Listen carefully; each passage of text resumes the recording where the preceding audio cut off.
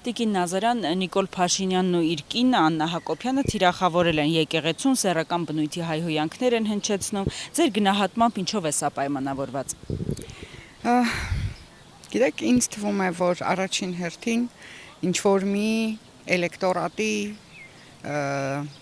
համախմբման նպատակով է դա արվում, քանի որ պարզ ու բնական է, որ նորմալ քաղաքացին, նորմալ հայը, ընդհանրապես քաղաքացին Հայաստան չի կարող իրենց աջակցել, իրենց կողմնակից է լինել։ Ինձ թվում է դա իրենց նախընտրական քարոզարշավի եւս մի հատված է, եւ մեզ համար բոլորիս համար էլ պարզ էր, որ իրենք ոչինչից չեն խորշելու։ Այսինքն, եթե իրենց պետք է աղանդավորներ հավաքել եւ դրանով թիրախավորելով եկեղեցին եւ եկեղեցականներին համախմբել այդ հատվածը, ապա նրանք դա կանեն։ Եթե իրենց հետաքրքիր է եւ հնարավոր է հավաքել այն մասան, որը այսպես ասած հայհոյանքի կարոտ է եւ միայն հայհոյանքի համար պատրաստ է ինչ-որ բան նայել, լայքել, հավանություն տալ եւ այլը, ապա նրանք պատրաստ են նաեւ այդ սեգմենտի համար աշխատել։ Իրենք ոչինչից չեն խորշելու, եթե պետք լինի, իրենք կարող են իրենց ընտանիքի նշած գործողությունները ցուցադրել, միայն թե հավաքել մարդկանց լայքերը, ուշադրությունը եւ այլն։ Մենք բոլորս էլ գիտենք, որ ամբողջ աշխարհում է այդպես, որ բացասական կոնտենտը, որի մեջ կա կեղտոտ, անկողնի քչփորում կամ ինչ-որ նման գործողությունները միշտ էլ հետաքրքրություն է առաջացնում ժողովրդի մոտ, որոնք զուտ հետաքրքրությունից ելնելով պատրաստ են նայել դա։ Օրինակ, եթե դուք մի ալիքով ցուցադրեք,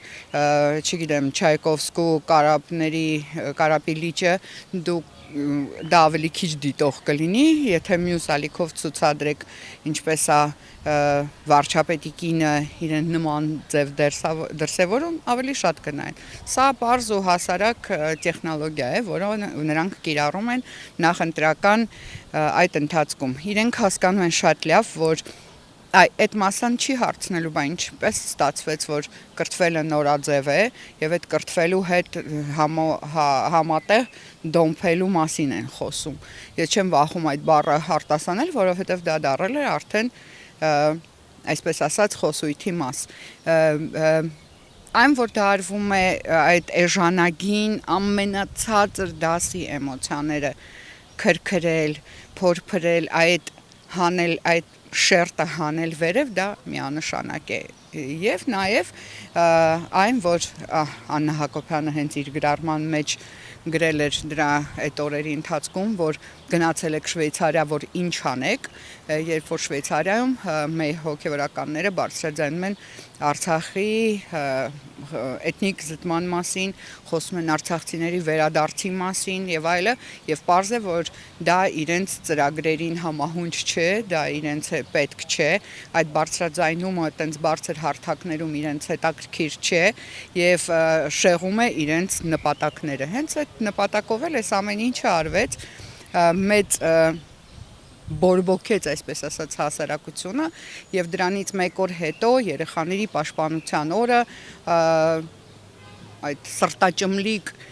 տեքստը երեխաներին ուղված, որ գիտեք երեխաներ, ոչինչ, մենք մի քիչ կկռվենք, մի քիչ կվիճենք, չէ, մենք մի քիչ չենք վիճում։ Դուք մերժված եք ազգի կողմից եւ պետք է հեռանաք, այսքանը։ Նաև կարծիքներ կան, որ պատրաստվում է գնալ ինչ-որ հորինված պատճառով կաթողիկոսին ձերբակալելու ճանապարհով Նիկոլ Փաշինյանը։ Կարծում եք սա իրական պատրաստ է գնալ դրան։ Ճիշտն ասած, ես Նիկոլ Փաշինյանից եւ նրա նախընտրական քարոզարշավից ամեն բան սպասում եմ, ամեն տեսակի գործողություն սպասում եմ, եւ եթե նա այդ քայլին կգնա, ապա նա իրեն վերջնական կթաղի ոչ միայն Հայաստանի քաղաքացիների աչքում, այլ ամբողջ աշխարհասփյուռ հայության 10 միլիոն հայերի աչքերում, եւ ես կարծում եմ, որ այդ հանդգնությունը, եթե նա կարողանա իրեն թույլ տալ, նրան վերջնական կթաղի անկախ տարաբնույթ զարգացումներից, որոնք կարող են լինել, որովհետև կան բաներ, կարմիր գծեր, որոնց հատումը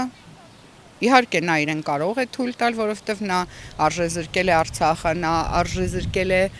մեր հերոսներին, նա արժեզրկել է մեր բոլոր արժեքները, ընտանիքը, ընտանիքի բուն գաղափարը, այդ ամեն ինչ այդ մարդը արժեզրկել է եւ հասել է արդեն այսպես ասած կարծրացած մեր ինքնությանը հայ եկեղեցուն, որի շնորհիվ հայը գոյատևել է նույնիսկ պետականության չլինելու դեպքում եւ նրան պետք է հենց դա կազմաքանդել, նրան պետք է զուգահեռ իր բոլոր շահերին նաեւ այնպիսի վնասներ հասցնել, որոնք որ կարող են ըստ իրեն շատ մեծ վնաս հասցնել ընդդիմադիրներին, այսպես ասած, բայց հարցը ընդդիմադիրների մեջ չէ, սա արդեն ամբողջ հայ ազգի հարցն է, ամբողջ հայ ինքնության հարցն է։ Եվ ինչպես գրել էին մեր լավ վերլուծաբանները, այո, հայոց եկեղեցին չի պարտվել նույնիսկ սովետական միության նման տոտալիտար մեխանիզմին չի հանձնվել 700 տարի լծի տակ ապրելով թուրքական, պարսկական եւ այլը եւ միշտ եղել է իր դիրքերում, պահպանել է մեր գիրն ու գրականությունը, մեր լեզուն, մեր ավանդույթները, մեր մշակույթը, այն ամենը, ինչը որ հայ իրենից ներկայացնում է եւ ես չեմ կարծում, որ որևիցե գործողություն կարող է օգնել նրան հաջողության հասնել այն գործում, որը նա ձեռնարկել է։ Սա է։ Ոմանք եկեղեցուն մեղադրում են, որ ակտիվ գործունեություն եւ գործողություններ չի իրականացնում։ Ձեր գնահատմամբ ինչ պետք է անի, որ չի անում։ Օրինակ երեք էին սպասում, որ ինչ որ կտրուկ քայլերի կդիմեն։ Ես ինքս առաջի օրը վրթոված գրել եմ այն մասին, որ պետք է Նիկոլ Փաշինյանն, Աննա Հակոբյան այդ զույգը եկեղեցուց վտարվի եւ թույլ չտրվի նրանց անգամ մուտք գործել ցանկացած եկեղեցի։ Չնայած ես կարծում եմ, որ դա նաեւ ոչ միայն եկեղեցականների, այլ հավատացյալների խնդիրն է, թույլ չտալ նրանց մուտք գործել եկեղեցի, բայց նաեւ հասկանում եմ, որ հաստատ հայ առաքելական եկեղեցին, որը 1700 այդքան համարյա քանի դար պատմություն ունի եւ հաստատ մենք չի որ պետք է նրանց խորհուրդ տանք իրենք ինչ պետք է անեն իրենք այն քայլը եւ որը որ երեք արվեց այն հայտարարությունը որը որ տարածվեց շատ ծանրակշիռ հայտարարություն էր շատ բանի մասին խոսող եւ ես կարծում եմ որ այդ արձագանքը Նիկոլ Փաշինյանի համար շատ անգամ ավելի վատներ, քան կարելի էր սպասել, եթե ինչ-որ ակտիվ, ինչ-որ գործողություններ եկեղեցին բողոքական չի, եկեղեցին հեղափոխական չի, եկեղեցին չի կարող հեղափոխական գործողությունների կոչ անել եւ տանել ժողովրդին ինչ-որ արկածախնդրության իրենք շատ լավ գիտեն, թե ինչ ճանապարհ են իրենք անցել այդ 1700 տարում, ինչ զրկանքների, ինչ փորձությունների, ինչի մեջով են անցել Չէ որ մենք գիտենք, որ մեր ազգի մեջ եղել են դավաճաններ, որոնք որ դեմ են գնացել եւ մեր ազգին եւ դավաճանել են եւ աշխատել են օտար երկրների համար այդ առաջին հերթին Թուրքիայի եւ մենք գիտենք ինչպես են այդ դավաճանները պատժվել հայ ազգի հերոսների կողմից այսպիսով ինձ թվում է որ եկեղեցին ավելի խոհեմ գտնվեց քան քաղաքացիները եւ դա բնական է եւ այդպես էլ պետք է լիներ։ Ինչ վերաբերվում է այն նրան թե ինչ սպասումներ ունեին ժողովուրդը, ես կարծում եմ հայ առաքելական եկեղեցու հետևորդի եւ հավատացյալի առաջին պատվիրանն է հնազանդ լինել եկեղեցու որոշումներին եւ ընդունել այդ որոշումները եւ խոնարհվել այդ որոշումների առջեւ։ Նիկոլ Փաշինյանին եկեղեցին խանգարում է իր նախընտրական քարոզ արշավները իրականացնելը։ Նիկոլ Փաշինյանին իհարկե խանգարում է այն ամենը, ինչ որ հայ ինքնության հետ կապ ունի, որովհետև նրա գլխավոր նպատակը ջնջել այդ ազգայինը, թողնել ինչ որ ստամոքսող մտածող որտեղ հաց այնտեղ կաց, ինչպես ինքն էր ասում, այդ մոտեցումները եւ դրանով ստանալ ոչ թե ազգ, այլ զանգված։ որը որ ինչպես ինքն է ասում, եթե հացը կա, ուրեմն կաց է, հացը չկա, ուրեմն կաց չի, ու ընդ որում ասենք ժողովրդին, որ այսօր եթե կարող են հաց ու կացով համոզել, ապա վաղը հացը չի լինի, բնականաբար կացն է չի լինի։ Սա է, խանգարել իհարկե կարող է, որովհետև եկեղեցին է, այո, այն անկյունակարը, որի վրա հիմնված է այս ժողովուրդը, նրա ավանդույթները, հավատքը, մշակույթը, ինքնությունը, ով լինելը, եթե դուք հիմա փողոցում ինչ որ մեկին կանգնացնեք եւ հարցնեք ինչ է նշանակում հայ լինել, արդյոք դա միայն հայերեն խոսելն է։ Արդյոք դա հայ ծնողներ ունենալն է։ Ինչն է հայը։ Այս է կազմաքանդում, փորձում կազմաքանդել Նիկոլ Փաշինյանը։ Եվ այդ կազմաքանդման մեջ գլխավոր նպատակը, որը ինքը հետապնդում է, դա եւս մեկ անգամ իր էլեկտորատը հավաքել, համախմբել շատ քաջ, հասկանալով, որ չկա այն աջակցությունը, որը եղել է անգամ 4 տարի առաջ, հա։ Այսինքն դա նվազել է այնքան, որ ինքը գնում է այս քայլերին, որպեսզի այդ զանգվածի հաշվին կարողանա ինչ-որ մի բան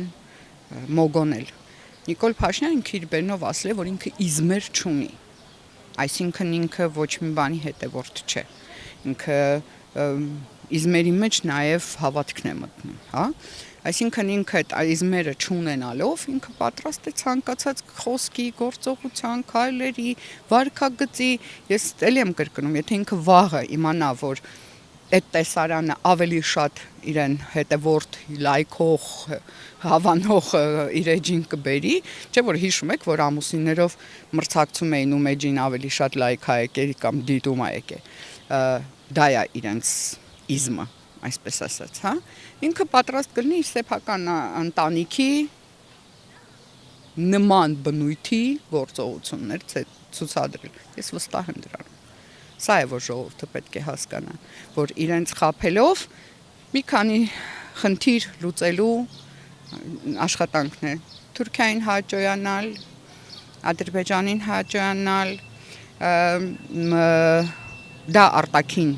այսպես ասած գործում, ներքինում հավաքել ինչ-որ մասսա, որը կարող է բան, բայց